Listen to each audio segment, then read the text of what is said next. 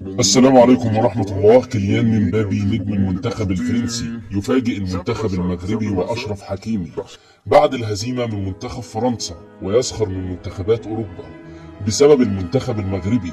ولكن قبل ما نبدأ عطر فمك بذكر الله والصلاة والسلام على رسول الله عليه أفضل الصلاة والسلام.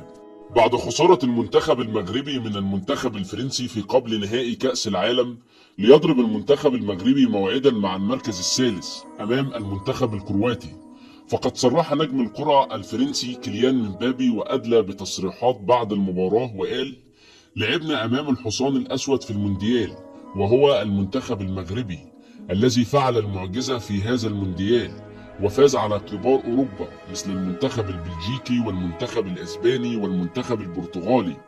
ونحن كنا خائفون بالفعل من المنتخب المغربي ليهزمنا مثل هذه المنتخبات ويحرمنا من المباراة النهائية، فنحن عملنا له ألف حساب، لأن هذا المنتخب من وجهة نظري أقوى منتخب في البطولة حتى الآن، لأنه قبل هذه المباراة لم تتلقى شباكه سوى هدف واحد فقط.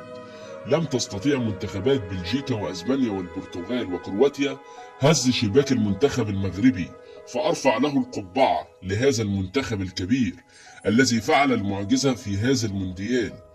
وأقول للمنتخب المغربي وأشرف حكيمي: ارفعوا رؤوسكم، أنتم فعلتم ما عليكم في هذا المونديال، وسيكتب التاريخ ما فعلتوه في كأس العالم، وشرفتم القارة الأفريقية أشرف تمثيل، فهنيئا لكم على هذا المستوى الكبير.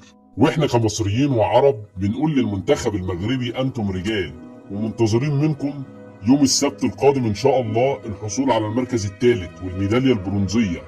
وفي النهاية لو انت محب للمنتخب المغربي، ياريت ما تبخلش علينا بلايك، ولا تنسى الاشتراك بالقناة ليصلك كل جديد.